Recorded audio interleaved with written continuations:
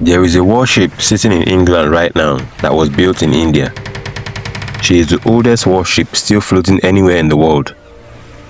And she was built in Bombay by Indian shipwrights using Indian timber. That fact on its own is remarkable, but this is the part that makes this story much more interesting.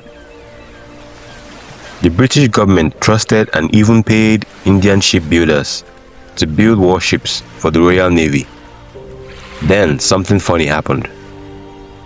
British shipbuilders started losing business to those same Indian-built ships, and so the British Parliament stepped in.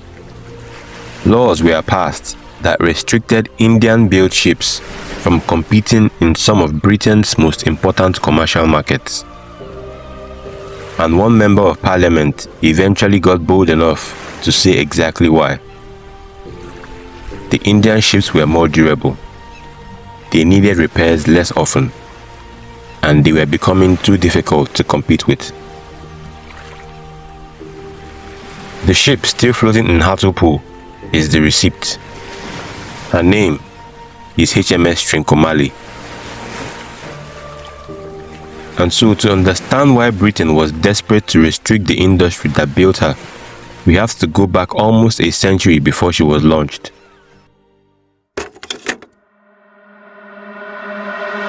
In the early 1700s, the British East India Company controlled Bombay. But controlling a port and knowing how to build ships are two very different things. The company needed ships repaired, it needed ships built.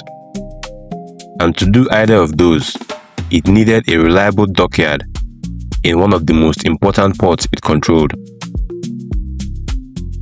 So in 1736, they went looking for someone who already knew how to do the job. That person was Lovji Nusawanji Wadia, a master shipwright recruited from Surat and brought to Bombay to establish the dockyard. And this decision would shape Bombay's maritime history for generations. In 1750, Lovji built Asia's first dry dock. But the bigger story was what happened after that. He went beyond just building ships as a craft. He built a family legacy and a family tradition around shipbuilding.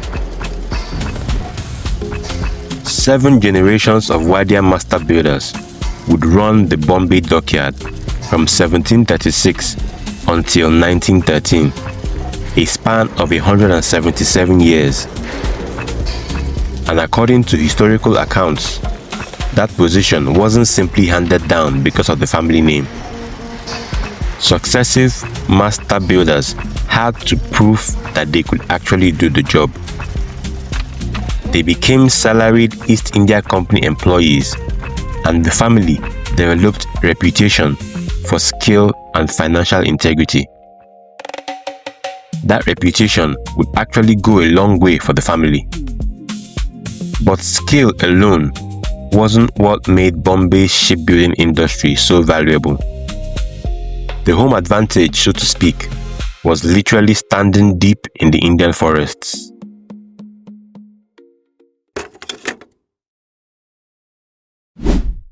British warships were traditionally built from oak. Bombay shipbuilders had something different: teak. Much of the teak used by Bombay shipbuilders came from forests along India's southwest coast, including Malabar. And teak wasn't just another kind of wood. It behaved differently in water. Its natural oils and resins gave it strong resistance to rot and helped protect it from Teredo navalis, the shipworm that could seriously damage wooden hulls in warm waters. Meaning that a ship built from teak could remain useful for far longer than many comparable oak-built vessels. Some historical accounts put the contrast at roughly 12 years for an oak warship versus 50 to 80 years for a teak-built vessel. The advantage was undeniable. and you can trust that the Royal Navy noticed. In 1802, the Admiralty began commissioning the Wadia family directly to build warships for the Royal Navy itself. Think about what that means for a second. It wasn't just the East India Company's local fleet anymore. These were warships for the Royal Navy, the most powerful naval force in the world at that time, being built in Bombay by Indian craftsmen. Then came the Napoleonic Wars, increasing the pressure on Britain's shipbuilding resources. Britain needed warships in increasingly large numbers, a demand the British oak supply couldn't meet up with. And suddenly, the shipyard thousands of miles away was no longer just useful. It was now strategically valuable. But the strongest proof of what Bombay could produce would come in the form of one particular frigate. And that frigate almost never got built. In October 1812, the Admiralty ordered 3 new frigates from Bombay, including the ship that would become HMS Trincomalee. The construction plans were sent from Britain aboard HMS Java. Then history got in the way. Java was intercepted by USS Constitution, the American warship later famous as Old Ironsides, during the War of 1812. Java was defeated, and the plans for the new frigates went down with her. A replacement set had to be prepared and sent to Bombay. It took nearly 2 years to arrive. So the ship, now sitting in Hartlepool, came dangerously close to never existing at all. When construction finally went ahead, Jamsetji Bomanji Wadia, Lovejoy's nephew, built the frigate. She launched on October 12, 1817, at a cost of £23,000. And by then, Bombay wasn't producing the occasional impressive ship. It was producing them at scale. Between 1777 and 1849, Bombay produced 16 ships of the line, 13 frigates, 9 sloops, and a schooner for the Royal Navy alone. By the 1840s, the Wadia family had built more than 100 warships for Britain. Across the dockyard's full working life, East India Company's records list 335 Wadia-built vessels, with broader estimates placing that total above 400 when smaller crafts are included. Let's pause and do a quick recap. The British had a shipbuilding operation in India that was producing warships for the Royal Navy, using a material that could give those ships exceptional durability. And then the industry ran into a problem no better ship could solve. It had become too good for comfort.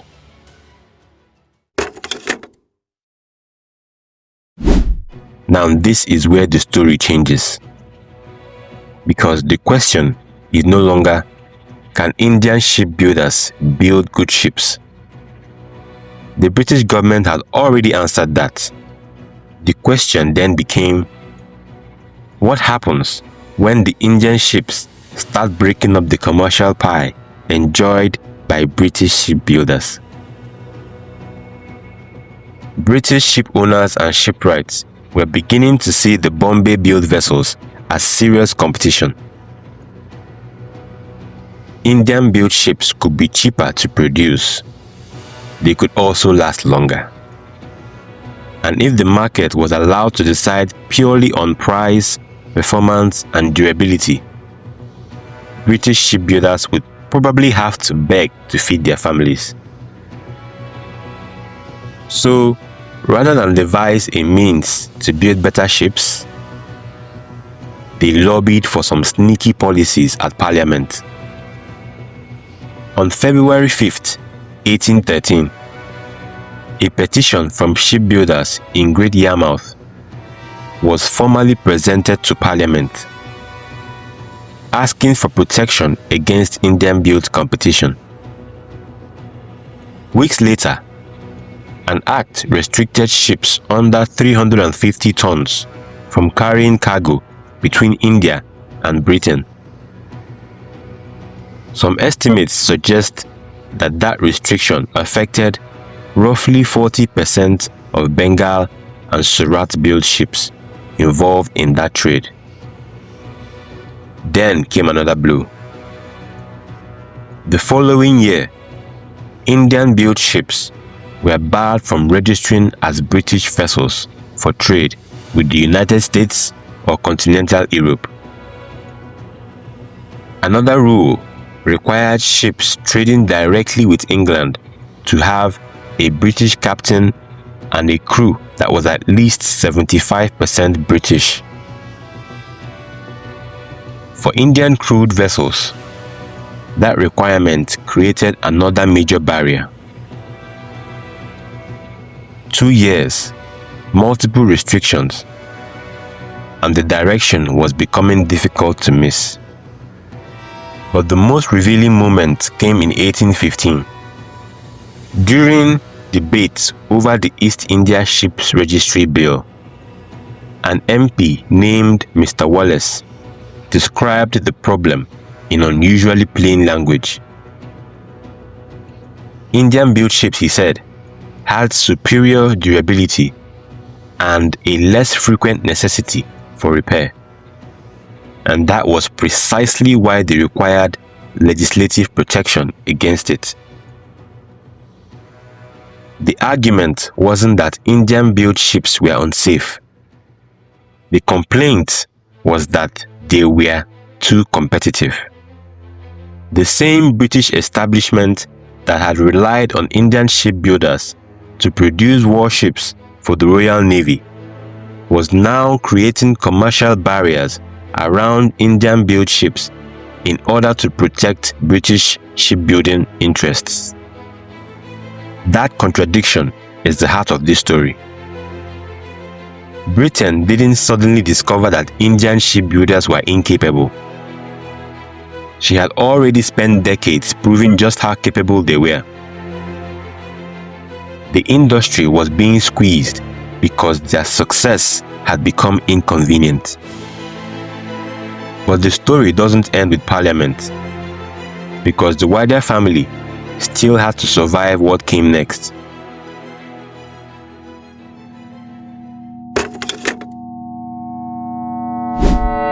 There was another force coming that no law could stop: technology. Throughout the 1800s, sail technology slowly but surely gave way to steam, and wood gave way to iron and steel. The economics of shipbuilding changed, and the commercial restrictions made an already difficult transition even harder for Bombay's traditional shipbuilding industry.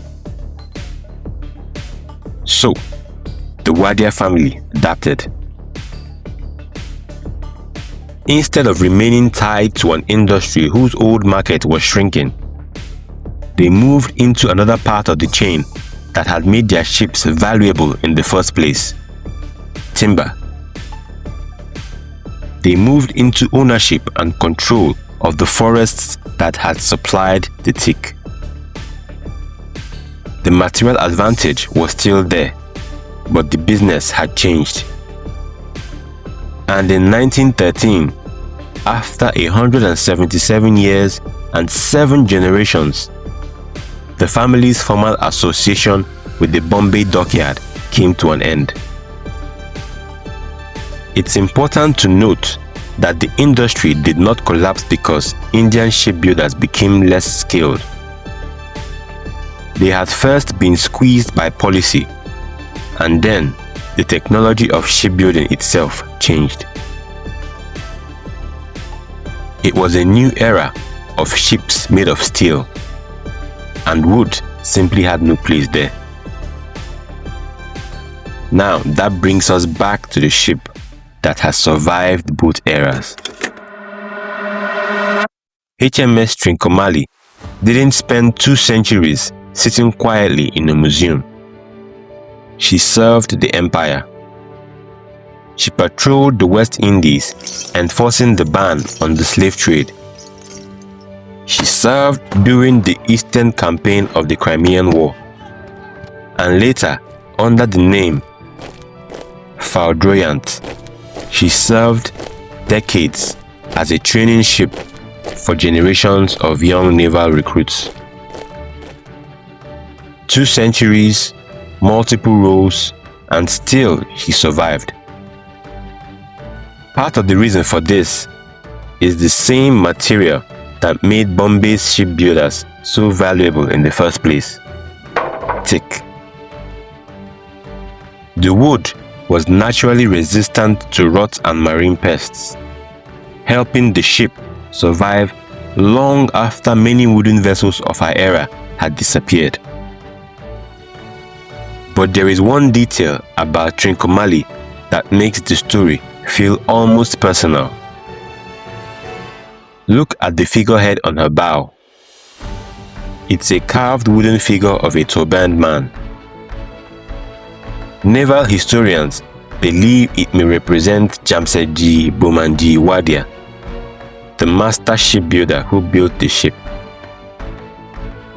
The figurehead was restored in 2020 at a cost of more than £55,000. Picture it this way: a ship ordered by the British Admiralty, built in Bombay by Indian craftsmen, was sent into British service, and at the front of that ship, the builder himself may be watching over the vessel he created. Today, HMS Trincomalee is still afloat in Hartlepool. Going by this entire story, she's not just another old warship. She is physical evidence of how easy it is to disappear from written history. Indian shipbuilders were more than just a colonial labor force. They were the only ones who could make vessels good enough to serve the empire's navy, and good enough still to become a commercial threat to shipbuilders in Britain. The laws did not change that achievement.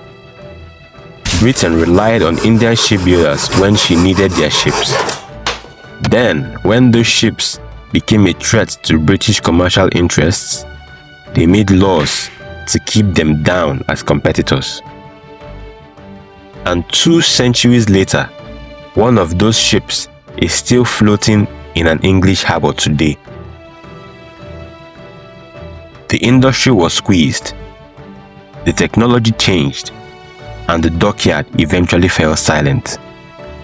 But the ship survived. If you want more stories about the industry's inventions and people whose place in history is much bigger than the version most of us were taught, subscribe.